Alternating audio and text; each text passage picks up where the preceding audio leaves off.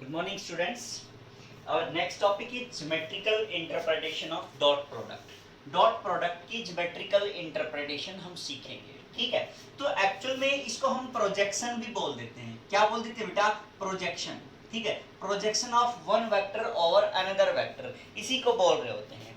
इसमें क्या होता है एक्चुअल में, हम एक कंपोनेंट, एक वेक्टर का दूसरे वेक्टर के अलोंग कंपोनेंट फाइंड आउट कर रहे होते हैं। जैसे हमने माना कि यहाँ पे एक वेक्टर ए है और एक वेक्टर बी है, इस टाइप से हमने दो वेक्टर कंसीडर कर लिए। ये वेक्टर ए मान लिया और ये वेक्टर हमने बी कंसीडर कर लिया। अब इन दोनों वेक्टर्स के बीच एंगल क्या कंसीडर कर लिया हमने? थीटा कंसीडर कर लिया।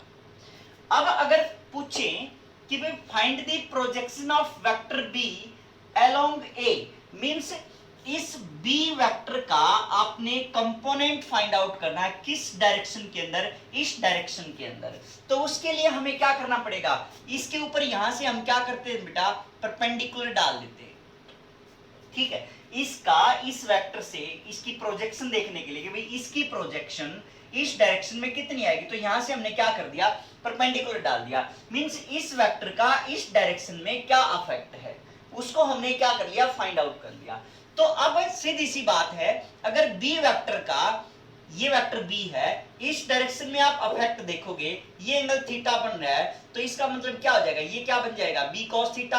अगर आप कंपोनेंट्स में रिजोल्व कर रहे होते हो तो ये क्या बन जाएगा? बी साइन थीटा बन जाएगा, है ना। तो हमें इस डायरेक्शन में पूछा गया है, इस डायरेक्शन में पूछा गया, तो हमने क्या कर दिया? बी कॉस थीटा, इसका क्या आ जाएगा बेटा? प्रोजेक्शन आ जाएगी। मींस प्रोजेक्शन ऑफ बी, अगर मैं यहां पे लिखूं कि projection of vector b over a vector, ठीक है, तो क्या आ जाएगी? बी कॉस थीटा आ जाएगी। इस पर्टिकुलर डायरेक्शन के अंदर इसका कितना कंपोनेंट है? ये बी कॉस थीटा कंपोनेंट है यहां पे। क्लियर बच्चे? अच्छा, अब उसके बाद देखो, अगर आपने ये B cos theta component find out करना है तो सिंपल सी बात है, अगर आप डॉट प्रोडक्ट, हम इसके लिए कैलकुलेशन कर रहे हैं कि कैलकुलेशन से कैसे कैलकुलेट करेंगे, means calculation for projection of B over A. तो हमें पता है कि ए डॉट बी किसके इक्वल होता है? ए बी कॉस थीटा के इक्वल होता है ना। किसके इक्वल होता है बेटा? ए बी कॉस थीटा के इक्वल होता है। हमें क्या चाहिए? ये बी कॉस थीटा, क्योंकि प्रोजेक्शन यही है। ये क्या है? प्रोजेक्शन है। प्रोजेक्शन क्या है? बी कॉस थीटा है। मींस ये क्या है हमारे पास? B cos theta. ये क्या है? प्रोजेक्शन लिख दी मैंने। तो प्रोजेक्शन इज इक्वल टू किसके इक्वल आ जाएगी? A dot B divide by किसके? ए के। तो A dot B divide by A, हमें क्या मिल गई? इसकी प्रोजेक्शन मिल गई। अब A dot A vector divide by its magnitude क्या होता है? यूनिट वेक्टर होता है। मींस क्या हो गया? ये b vector dot a cap लिख दिया, क्योंकि यूनिट वेक्टर के नाम को हमने क्या लगा दिया बेटा? यहाँ पे ये लगा दिया। तो दैट इज इक्वल टू क्या आ जाएगा बेटा? प्रोजेक्शन आ जाएगा। तो प्रोजेक्शन के लिए हम क्या कर देते हैं? सिंपल सी बात है, अगर आपने प्रोजेक्शन फाइंड आउट करनी है तो क्या कर देते हैं बेटा? जो वेक्टर है, जो वेक्टर था ये, उसके साथ क्या कर दी? जिस डायरेक्शन में प्रोजेक्शन फाइंड आउट कर दी, इस वेक्टर के हमने क्या कर दिया? मल्टीप्लाई में जिस डायरेक्शन में प्रोजेक्शन फाइंड आउट करनी है उसको हमने डायरेक्शन को क्या कर दिया? जस्ट मल्टीप्लाई कर दिया।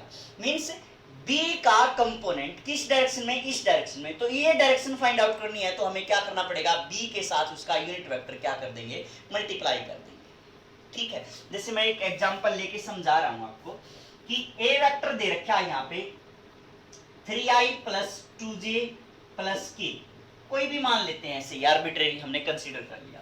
एक वेक्टर बी मान लिया हमने 2i plus j minus k, इस टाइप से हमने एक वेक्टर कंसीडर कर लिया यहाँ पे, ठीक है। तो अब ये पूछा कि find projection of a over b, ठीक है। प्रोजेक्शन आपने किसकी फाइंड आउट करनी है? ए की फाइंड आउट करनी है।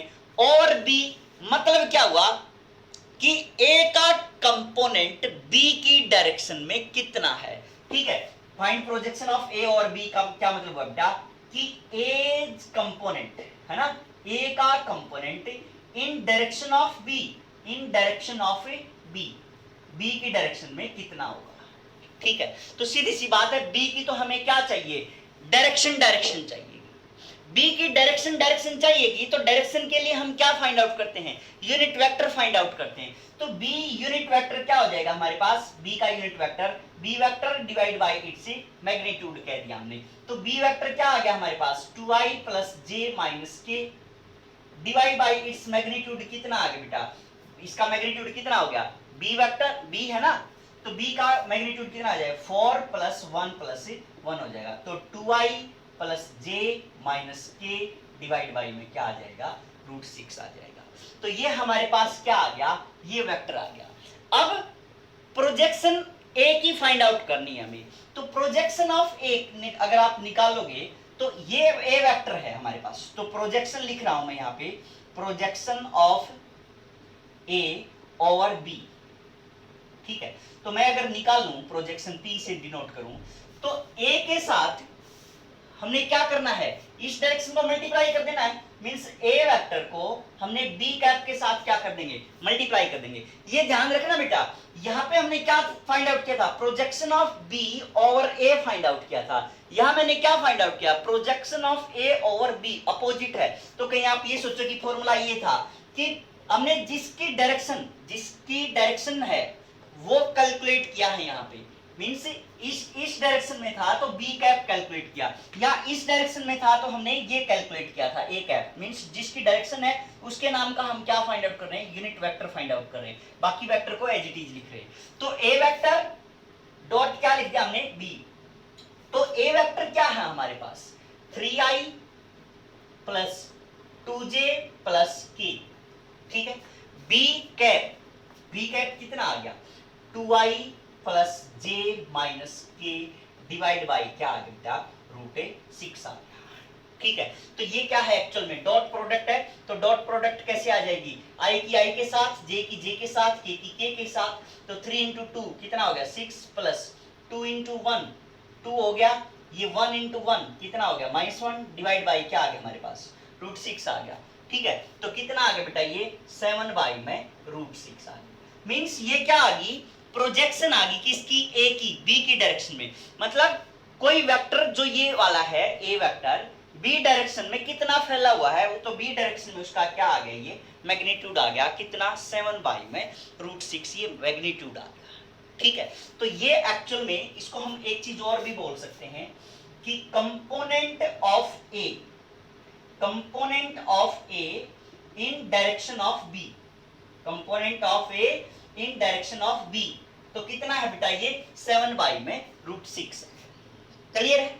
अब अगर आपने फाइंड आउट करना है कि कंपोनेंट वेक्टर ऑफ ए, अब क्या फाइंड आउट किया, जस्ट हमने मैग्नीट्यूड फाइंड आउट किया ए वेक्टर के कंपोनेंट का। अब पूछा कि component vector of A in direction of b, component vector of A in direction of b. अब कंपोनेंट वेक्टर है तो सीधी सी बात है बेटा, वेक्टर के लिए हमें क्या करना पड़ेगा, ये तो क्या आया है सिर्फ मैग्नीट्यूड आया है, क्या आया है सिर्फ मैग्नीट्यूड आया है। तो अगर हमें वेक्टर निकालना है तो क्या करना पड़ेगा, डायरेक्शन भी मल्टीप्लाई करनी पड़ेगी, है ना, डायरेक्शन भी मल्टीप्लाई करने की।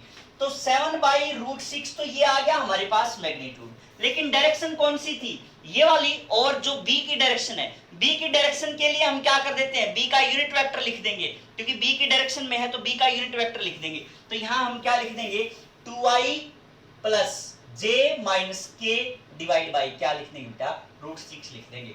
तो 7 इंटू में 2i प्लस जे माइनस के डिवाइड बाई क्या आ जाएगा 6 आ जाएगा। ये हमारे पास क्या आया है, कंपोनेंट वेक्टर है, क्योंकि भाई वेक्टर है तो वेक्टर की फॉर्म में है, ये सीधी सी बात है, वेक्टर है तो वेक्टर की फॉर्म में है। ये क्या था, सिंपल कंपोनेंट था तो मैग्नीट्यूड की फॉर्म में 7 बाई √6 एज इट इज है, ठीक है। तो यहाँ मैग्नीट्यूड था, यहाँ क्या है बेटा कंपोनेंट्स, क्लियर है। तो जैसे मैं एक क्वेश्चन और कर रहा हूं यहाँ पे,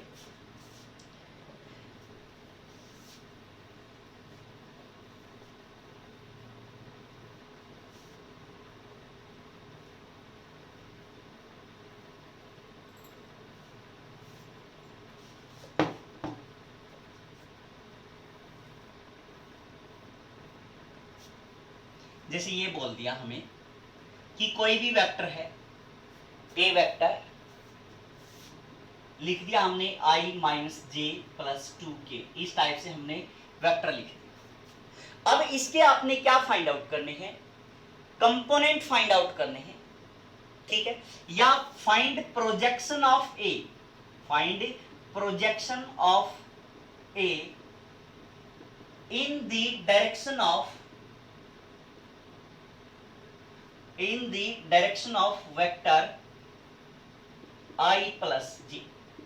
इस टाइप से हमने इसकी प्रोजेक्शन निकालनी है, किसके अंदर, इसके अंदर प्रोजेक्शन निकालनी है। तो सीधी सी बात है बेटा, डायरेक्शन किसकी चाहिएगी, हमें इसकी चाहिएगी, है ना। इसको बी वेक्टर मान लिया हमने, तो ये क्या लिख दिया, i प्लस जे लिख दिया, ठीक है। बी को हमने क्या लिख दिया, i प्लस जे। तो यूनिट वेक्टर जो होगा that will be b vector divide by its magnitude.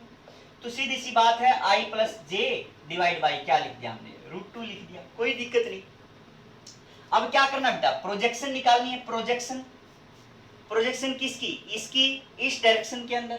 तो क्या करेंगे, a dot b vector, b cap लिख दिया यहाँ पे, है ना, क्योंकि इसकी प्रोजेक्शन इस डायरेक्शन में, प्रोजेक्शन यही, डायरेक्शन ये लिख दी।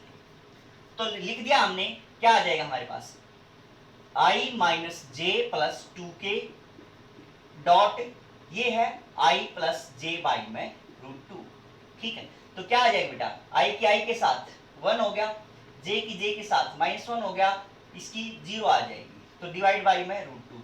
तो a डॉट b क्या आ गया बेटा, a वेक्टर डॉट b क्या आ गया हमारे पास, ये 0 आ गया। क्लियर बात, मीन्स ये इस डायरेक्शन में जा ही नहीं सकता, सिंपल सी बात है, इस डायरेक्शन में इसका कोई इफेक्ट नहीं है, i प्लस जे वाली डायरेक्शन में इसका कोई इफेक्ट नहीं है, सीधी बात है, माइनस जे और k वाली डायरेक्शन के अंदर। क्लियर बच्चे, तो ये हमारे पास क्या शो कर रहा है, प्रोजेक्शन वेक्टर अगर आपको निकालना है तो जैसे हमने प्रोजेक्शन वेक्टर फाइंड आउट किया था, तो सीधी सी बात है, अगर आप प्रोजेक्शन वेक्टर फाइंड आउट कर रहे हो तो प्रोजेक्शन वेक्टर में आपको क्या करना बेटा, ए वेक्टर डॉट बी कैप। ये हमारे पास क्या आ रहा था, जैसे पिछले वाले क्वेश्चन में आ रहा था 7 बाई में √6 आ रहा था, है ना। तो सिंपल सी बात है, ये वेक्टर नहीं आया, तो वेक्टर आपको फाइंड आउट करना है तो क्या करना पड़ेगा, डायरेक्शन से मल्टीप्लाई करना पड़ेगा, means a dot b cap, और फिर साथ में क्या लिखना पड़ रहा है, b कैप लिखना पड़ रहा है। अगर यहाँ पे आपने प्रोजेक्शन निकाली, इसका प्रोजेक्शन वेक्टर फाइंड आउट करो, इसका क्या आ जाएगा, प्रोजेक्शन वेक्टर अगर हम फाइंड आउट करेंगे तो क्या आएगा, b डॉट a कैप, और फिर साथ में क्या करना पड़ेगा, डायरेक्शन से और मल्टीप्लाई करना पड़ेगा, क्योंकि वेक्टर के लिए तो क्या चाहिए, मैग्नीट्यूड के साथ साथ डायरेक्शन भी चाहिए होती है, तो इसलिए हमने क्या कर दिया, ये प्रोजेक्शन वेक्टर का नाम दे दिया। क्लियर बच्चे, तो इस टाइप से आप एक वेक्टर की प्रोजेक्शन फाइंड आउट कर सकते हो। थैंक यू बच्चे।